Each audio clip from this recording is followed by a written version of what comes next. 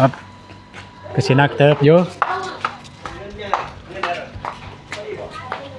นี่รถคันนี้เลยใส่ทางล่างก็ได้ใส่ทางล่างแม่นแบบนั้นแหละ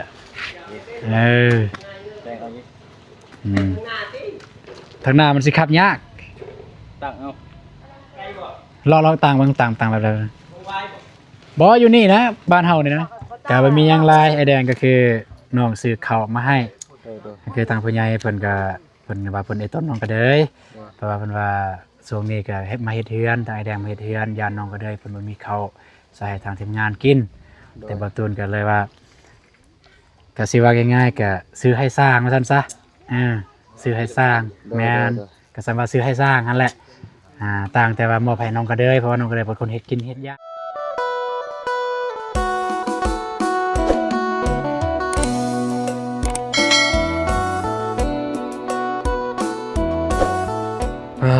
เนาะพี่น้องเอ้ย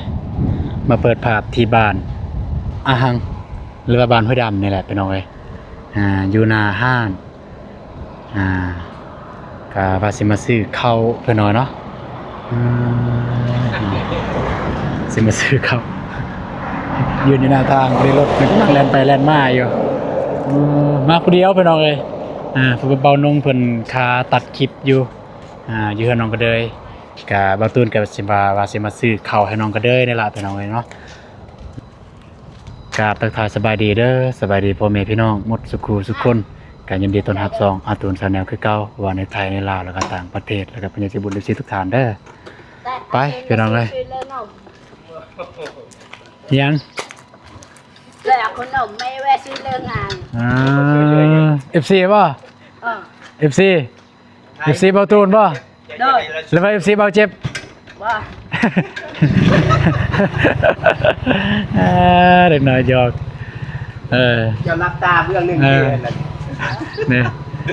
โหดแท้เด็กน้อยสบายดีเด้อพอเด้อสบายดีไปด้วยสิมาซื้อข้าวพอเลยโอเคอันนี้เอาราคาบ้านเฮาเลยสอบนี้เท่าไหร่นะสอบนี้นี่เนาะสอบนึง640ก็ได้640คันตัวนี้เด้คือกันเลยว่าเต็ม50โลคือกันมา50โลแม่นเต็มคือว่าเล็กใหญ่เนาะบ่เลยอันนี้สอบใหญ่เจ้าเห็นบอกไปสั่งน้ำเขาให้เขาใส่เนี่ยนี่เนี่ยนั้นเขาบ่อยากเอาเขาบ่เต็มนะแต่ว่าโลในสำคัญเนาะเต็ม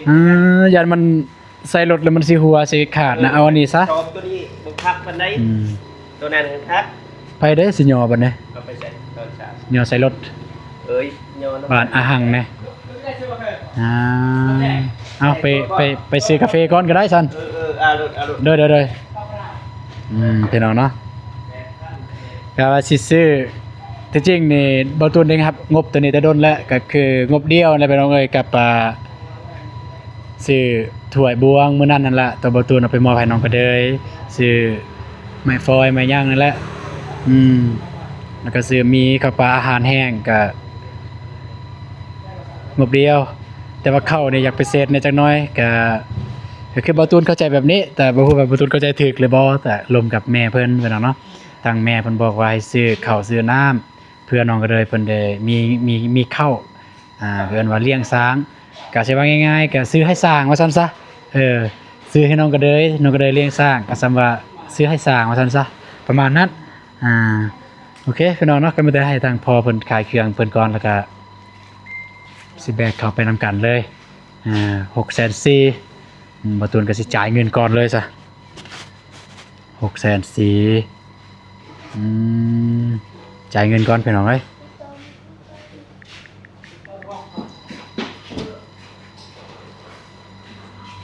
โดนเลยโดยเดี๋ยวสิจ่ายก่อน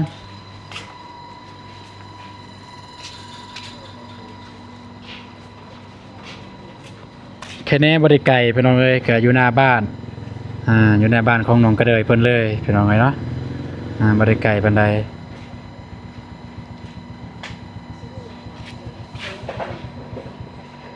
โอเค650,000 640,000 600,000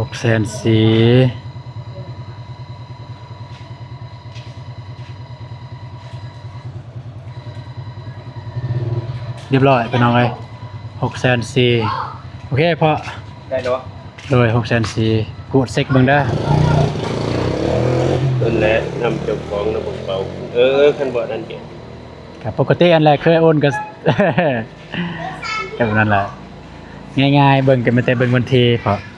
ใช้ เบิ่งวันที่โอน อันนี้วันที่10เอ้ยบ่แม่นวันที่6เดือน10เวลา 11:53 นาทีนี่สำเร็จแล้ว640,000โอเค โดนให้อันให้แม่เพิ่นอุ้มเขาเพื่อนจุ่มเขาจอย โดย ให้เราครึ่งรถละ โดย เอาตัวนี้บ่ โดยจะได้ก็ได้เพราะถ้ามันน้ำหนักสำคัญ มีการติดก็ได้ บ่ติดก็ได้ก็สิ50เพิ่นแหละ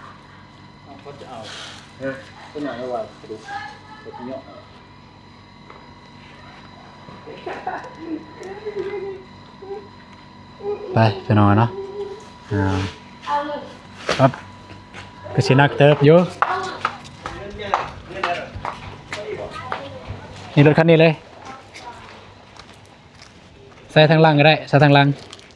แม่นแบบนั้นแหละ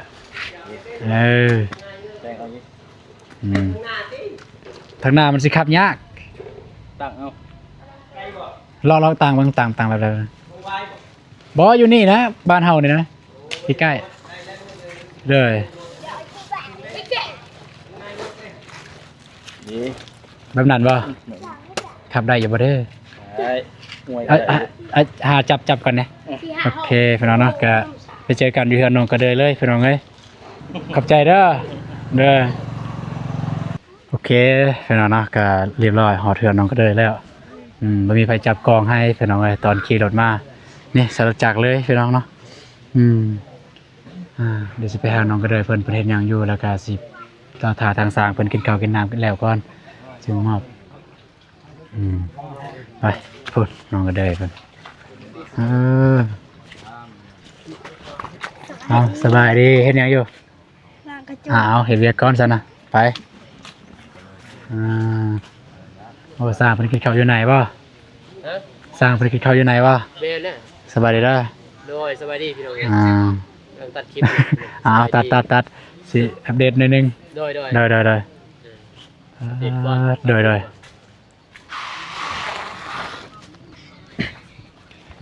ไว้อีหลีตอนนี้ทีมงานสร้างเพิ่นกำลังกินข้าวกินน้ำอยู่พี่น้องเนาะก็บ่อยากไปรบกวนเพิ่นกินข้าวกินน้ำเวลาทีมงานเฮาไปถ่ายยามใดเพิ่นกินข้าวกินน้ำอยู่เพิ่นกินข้าวบ่แซ่บเพิ่นอายพี่น้องเอ้ยปาดเนาะนี่ไว้เลยนี่จะน้อยสังกะสีก็มาฮอดแล้วพี่น้องเนาะก็มีแต่ไอ้แดงเพิ่นจะตัดหลังคาเลยมื้อนี้ตัดหลังคาหลังจากตัดหลังคาแล้วก็มุงเลยน่าจะมื้ออื่นได้มุงแล้วเดี๋ยวนั้นนี่เนาะเพิ่นน้องก็เด้เพิ่นบ่ตูนก็แอบถามทางพ่อน้องก็เด้เพิ่นแม่ว่าแม่นอยู่ว่าเพิ่นแม่นอยู่เพิ่นว่าแล้วแต่ทีมงานเฮาแต่บ่ตูนก็แอบถามอยู่ว่าแท้จริงน่ะพ่อมักแบบใดเพิ่นว่าเพิ่นอยากให้แอมเบื้องนี้พี่น้องเอ้ยเบื้องนี้ก็แอมเบื้องนี้ก็แอมเหตุผลของเพิ่นในแอมคือเพราะว่ายานว่ามันพระเพิ่นว่าเวลาฝนตกมันมาแต่หันเนาะมันพระใส่นี้แล้วบ่ตูนก็ว่าบ่เป็นหยังเดี๋ยวถ้าพอน้องก็เด้อนะถ้าพอน้องก็เด้อว่ามีงบในต่อหน้าไปในอนาคตต่อหน้ามีงบก็จึงมาเฮ็ดจึงมาแอมแต่ว่าตอนนี้ก็เอาสำเนียงไปก่อนถ้ามีเงินนี่ยังก็เก็บไว้ซื้อข้าวซื้อน้ำซื้อเสียค่าน้ำค่าไฟไปก่อนรวมกับพอเพิ่นก็เข้าใจอยู่ความรู้สึกเพิ่นเนาะก็เฮ็ดเฮือนเทื่อนึงเทื่อเดียวเพิ่นก็อยากเฮ็ดให้มันแบบว่าให้มันคุ้มว่าซั่นซะคือจังซี่นี่ที่บอลเมียนเครื่องเมียนของได้นั่นมันเฉพาะแต่ห้องนอนเพราะว่าเฮือนสไตล์โมเดิร์นพี่น้องเอ้ยคือจังซี่แต่มันก็งามเลยงามพี่น้องงามเลยงามเฮือนนี่นะถ้าว่าเฮ็ดประหยัดอีหลีใหม่เฮือนน้องก็เด้อเฮาเฮ็ดประหยัดอีหลีเบิ่งแต่จากอันนี้แหละ คืออยู่ในก็ต่อเอาปอกสางแดกเพิ่นต่อเอาให้ประหยัดอีหลีใหม่เนี่ยเพราะว่ายังบ่ทันได้แล้วเทื่อเด้มื้อนี้ก็ยังหลังจากที่คิดว่าหลังจากที่มุงเรียบร้อยแล้วก็มื้อฮื้อนี่ก็ทีมงานเฮาก็สิไปซื้อโป่งกบอีกพี่น้องเอ้ยแต่บ่ฮู้ว่ายังสิซื้อนำผู้ใดนำไอ้แดงบ่หรือว่านำห้านก็เบิ่งตัวจริงพี่น้องเนาะโดยสบายดีเอาน้องก็เลยขึ้นมาพี่น้องเลยสบายดีนะบ่าวตูนสบายดีพ่อแม่ใจบุญทุกท่านสบายดี FC ฝั่งไทยฝั่งลาวหรือต่างประเทศและบ้านเฮาขอสบายดีสวัสดีสุขุสุคน โดยเป็นหยังคอแหบนะบ่สบายป่ะ โดย คือว่าพากันบ่สบายแท้ เจ็บคอป่ะ โดยเป็นไอ เป็นไอป่ะ โดย โอ้บ่ได้ฮู้ซ้ำว่าน้องเพิ่นบ่สบายถ้าฮู้ก็ซื้อยามาเลยพี่น้องเอ้ยคักแล้วเหือนน้องนะเปิดประตูหน้าต่างมากอะธรรมศาสตร์เลยสวนกาแฟในคันแม่นของพวกน้องเนี่ยคือคักสุดอยู่ไกลเหือนเลยให้น้องฟันเอาเด้อฟันเอาเลขเด้อ โดย ได้เงินแล้วก็ซื้อเลยดินตอนนี้เลยซื้อดินตอนนี้เลยเขาบ่คายดอก ตื่นหนึ่งบอกว่าเขาสิบ่คายจำเนี่ย ซื้อเลยตื่นหนึ่งเนี่ยธรรมศาสตร์เลยเฮือนน้องเพิ่นแต่ว่าเฮือนเนี่ยเฮือนจะอยู่ท้ายบ้านเฮือนน้องก็เลยเพิ่นน้องก็อยู่ท้ายบ้านของบ้านอาหังคือน้องบองเนี่ยมันอยู่ในบ้านของน้องก็เลยเนี่ยอยู่ท้ายบ้านเลยคืออยู่นอกบ้านนะซั่นซะทางที่เห็นอยู่หน้าทางมันเป็นทางไปหัวไปสวนเพิ่นน้องเอ้ยทางไปหัวไปสวนของประชาชนเขตนี้แหละไปพูนนี่ไปภูกันแหละเขตภูกันแหละปีหน้าปีเนอร์ก็เข้ามาอยู่เลยเด้เท่านั้นโอ้ปีหน้าปีเนอมีคนมาอยู่นี่โดยอ๋อเจ้าของดินนะบ่โดยลูกปะโอ้บัดนี้ก็มีเพื่อนบ้านแล้วพวกเจ้าสั่นบ่ได้เหงา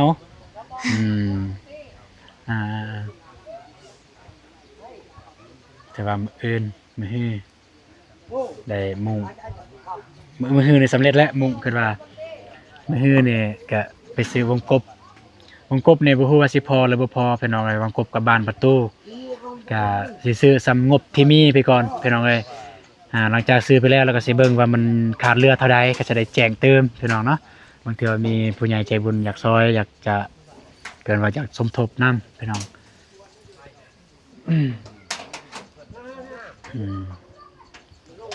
น้องสิเอาห้องใดน้องนะถ้าแล้วนะบ่ฮู้กันเลือกเลยคิดว่าในใจมักห้องใดน้องมักห้องนี้ห้องนั้นโดยแต่น้องเห็นว่าห้องนั้นกว้างห้องนี้น้อยคือสิเอาสิให้อาหารพ่อแม่แนวเพิ่นสำคัญห้องสำคัญบ่ได้กว้างบ่ได้ใหญ่บ่ได้น้อยแต่ได้กว้างแต่ได้น้อยสำคัญก็พอดีน้องก็นอนห้องนึงพ่อแม่นอนห้องนึงน้องเอาห้องนี้ห้องนั้นแหละห้องนั้นก็พอดีหน้าบ้านเลยพอดีงามบ้านนี่โอเคพอดีมื้อนี้น้าบ่าวก็ซื้อข้าวมาให้เด้อโดยซื้อข้าวนี่แม่นทางผู้ใหญ่เพิ่นบอกให้ซื้อเพิ่นว่าซื้อให้น้องกระเดยจักสอบนึงเพราะว่าทรงนี่เฮ็ดเฮือนย่านว่าน้องกระเดยบ่มีข้าวเลี้ยงสร้างเพิ่นมาเฮ็ดเฮือนนะก็น้ำใจก็บ่แม่นว่ามีตัวนี้แม่นบ่มีในเงื่อนไขว่าต้องได้เลี้ยงสร้างตัวนี้แต่ว่าก็คือน้ำใจของน้องกระเดยเพราะฉะนั้นผู้ใหญ่ก็เลยอีตนน้องกระเดยย่านว่าน้องกระเดยบ่มีข้าวสิให้สร้างไปกินข้าวแนวนั้นโดยไปรับเอาข้าวไปลงทางนี้เลยลงได้บ่ก็ใส่เกือบส้นสูงนี่ลงได้บ่ตูดเลยโดยปะโถ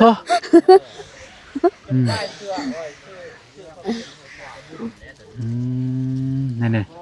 ระวังเด้ปิดก่อนยามตกไปลงเลยไปไปหับเอามาแล้วไปหับเอาเข่าอยู่พุ่นไปน้องเลยไปข้าวสารนี่แหละพุ่นเบิดบ่จะลบก่อนค่ะคนกินน้ำอยู่นี่ลงคนมาลายรีบไปน้องเลยทางเฮือนน้องก็เลย นี่แหละเขา เดียวนะ อืม มาแต่เวียง โดยพุ่นเดโตพูนมาแต่เวียงได้ โต บ่แม่น อ้ายเคยไปท บ่ฮู้คือกันนะสาวอ้ำมาแต่เวียงเด้ อำยังอำพร โดย อ๋อ ำเรื่อยเพิ่น เอื้อย โดย ขิงบ่ เอานับชื่อนะแบบเรื่อย 50โลได้บ่นี่ ได้แล้ว แต่ว่ากระสอบมันกระสอบแน่นเด้มันกระสอบยืดเด้โลสำนันแล้วเขาเนี่ยเขาจัดหัน50โล ข้าวเจ้า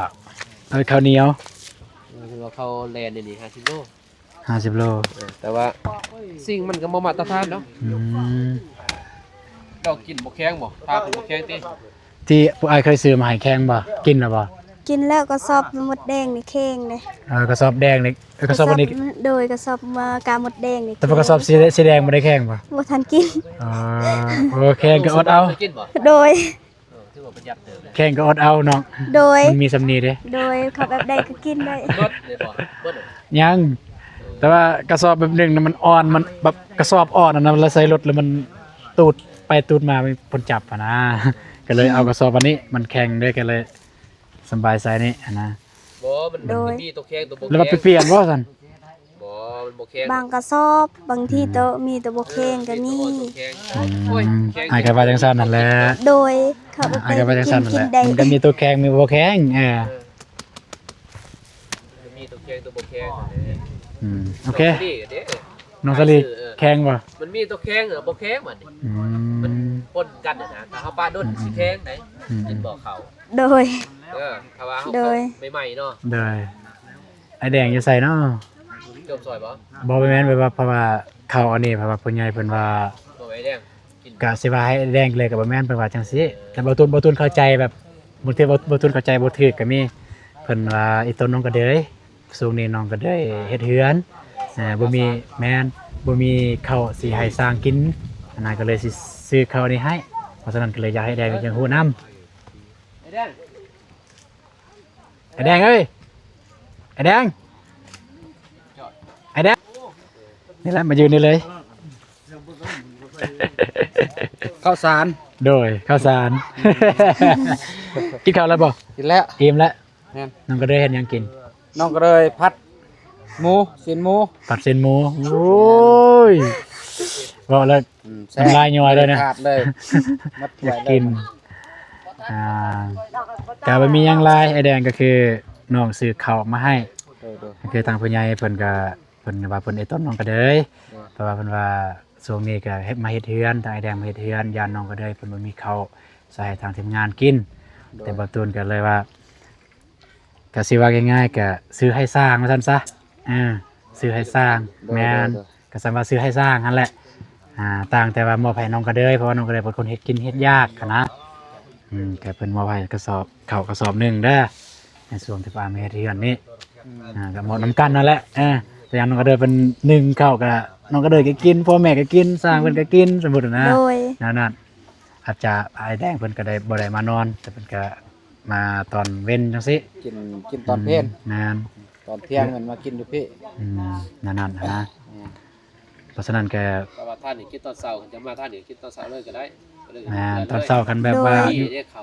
คันอยู่พุ่นแบบว่าบ่อยากกินแบบว่ามัน บางทีมาด่วน มาด่วนก็มากินอยู่นี่เลยก็โทรบอกน้องว่าพวกอ้ายมาไวเด้อมื้อนี้เด้อก็น้องเพิ่นเกียม โด นั่นน่ะ ย ผมกินกับบางมื้อก็ได้กินแซ่บบางมื้อก็บ่แซ่บนะ มันก็ขึ้นกับว่าน้องมีความสามารถซื้อหยังนะ กินได้นะ มันแต่จังซั่นแล้วอยากให้เจ้าของเขาแล้วยกในเขาเนี่ย เดี๋ยวทีม บ่ งาน ได้เลยเนี่ย เป็นยังยอกเดี๋ยวสิยอเอง ทีมงานยกมา สิยอเอง บ่ยอกให้ซื้อ โดย ก็ไม่แต่อยากให้แดงขอบขอบใจทางแม่เพิ่น จ้า เลย ชื่อจะได้เนาะ ครับเพิ่นบ่ให้เอ่ยน้ำ นะ เลย ก็ขอมกขอบใจเด้อทางแม่สนับสนุนสื่อเขาให้สร้างกิน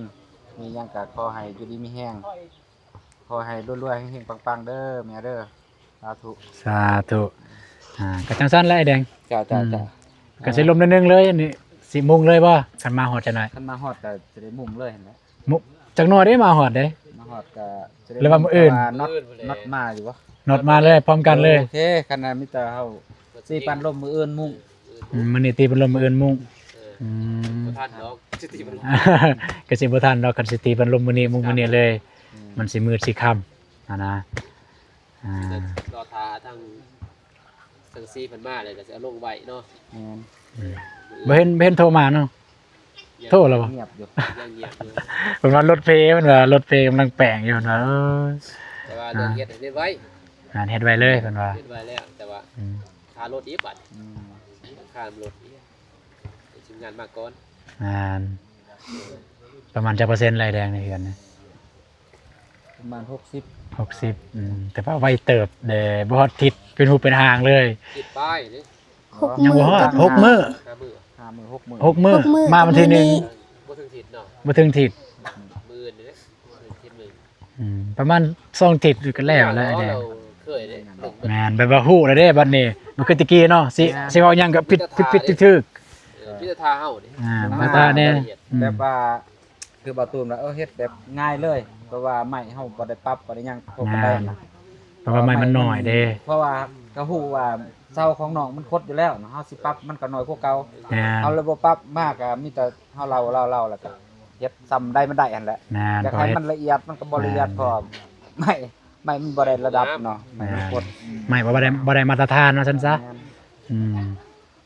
โอเคมันจะจังสั่นลายแดง โดย ง่าย เลย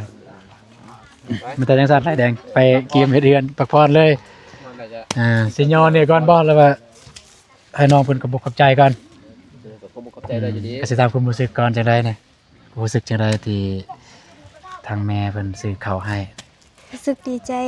ดีใจบ่ โดย เวลาดีใจแนมกล่องเด้อแม่เพิ่นเบิ่งได้ โดย ให้ลงปุ๊บเพิ่นเบิ่งปั๊บเลยแม่ได้ โดย เพิ่นไอ้ต้นเด้เพิ่นเห็นแล้วเพิ่นไอ้ต้นเพิ่นว่าไอ้ต้นแบบน้องบ่มีอีหยังเพิ่นก็เลยรู้สึกที่จริงเนี่ยแต่โดนแล้วมันมาพร้อมกันกับงบที่ซื้อซื้อหยังนั่นแหละ โด แต่ว่าย ได้ความว่าเฮาก็รถจักรแน่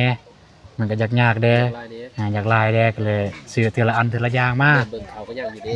แม่นแล้วก็ซองมาในประตูเนี่ยเคยถามน้องเพิ่นว่าเข้าได้ยังบ่ว่ายังอันนั้นก็เลยว่าคิดว่าคือสิบ่ด่วนปานใดเข้าอันน่ะ มันด่วนก่อน เอาตัวมันด่วนก่อนก็คือผูกจอกบวงอีหยังตัวนี้มันด่วนเพราะว่าน้องเพิ่นอยากใส่ โด เวย ลาแขกคนเพิ่นมาอยากใส่แล้วก็คือข้าวปลาอาหารแห้งอะไรก็ด่วนคือกันยามทีมงานเฮามาบ่ทันบ่ได้ซื้อหยังมาให้เด้เพราะว่าเฮาก็เพิ่นว่าเงินกำแก้วก็บ่อยากมีเด้ก็เลยซื้ออันนั้นมาไว้ให้น้องเพิ่นยามบ่มีก็ เฮ็ดปลาป้องให้สร้างเพิ่นกินก็ได้ โด เพิ่ ย นบ่ได้ว่าดอกเฮามีหยังเพิ่นก็กินตัวนั้นหั่นแหละ กินเบิดได้เด้ กินหมดเพิ่นบ่ติเอามาแต่ให้น้องกระบอกกับใจทางแม่เพิ่นเด้อ โดย ได้ ขอบใจแม่หลายๆเด้อที่ซื้อข้าวมาให้น้องขอให้แม่มีสุขภาพร่างกายแข็งแรงความเจ็บอย่าให้ได้ความไข้อย่าให้มีขอให้ร่ำให้รวยขอให้เจริญขอให้อายุมันขวัญยืนขอรับนอนหลับให้ได้เงินหมื่นนอนตื่นให้ได้เงินแสนสาธุ สาธุบัดนี้เว้าได้แล้วเนาะ ปล่อยเว้าเอา เว้าซ่า โดย ไปว่าไว้ เพื่อนเขาก็พึกเอากับตะไคร้ทั้งนอกเว้า แม่น ที่เราบ่สู้คนนะครับ แม่น เราไปแล้วแต่ว่านั่นแหละผมบ่เข้าใจในในเก็บบุญ FC ยังเขาเว้าเนี่ยขอเรา โดย คือมันก็สิลึกเด้อ โดย เว้าไว้ปั๊บ เว้าไว้ดิ เว้าไว้แล้วทางผู้ใหญ่เพิ่นเฮาเว้าคือว่ามันบ่ซับซึ้งกันนะ แม่นแบบประมาณแบบนี้ตามบททุนเข้าใจคันคนที่เว้าไว้บ่ได้เว้าจากใจ แต่เว้าด้วยความจื้อว่าแบบนี้เว้าเลยปั๊บแต่คนที่เว้าจากใจจะเว้าซ่าๆประมาณปั๊บแม่นอันนี้จากใจอีหลี โดย แต่คันว่าแบบคือเฮาเราบ่ทองเนาะซองเนาะซองนี่อันนี้แบบบ่แม่นว่าฮู้อันนี้จื้อเอา อันนี้จื้อเอาจื้อว่าอันนี้จื้อตั้งใจนั่นแหละคอย บ่สบายให้กันนั่นน่ะบ่นงก็บ่สบาย ติดน้ำบ่นงบ่จัก ปลากระดัง โอเคมันแต่ก็สิย่อ 2เดือน3เดือนบ่ทันเศร้า โอเคก็บ่ลายยายห่างมันสิยืดสิยาวสิย่อเข้าให้น้องเพิ่นน้องสิซอยอ้ายบ่แล้วสิอ้ายย่อผู้เดียวเลย ซอยก็ได้ บ่แต่น้องซอยจับรถก็ได้ น้องทำได้คือกัน ซอยจับรถ 50 โลได้อยู่ แต่ผู้สาวกว่านี้ โอ้โหเว้า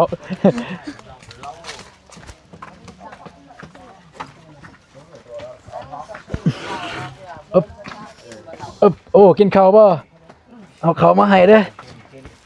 เขามาให้มาเลย เอาโอ้ยสิบ้างไส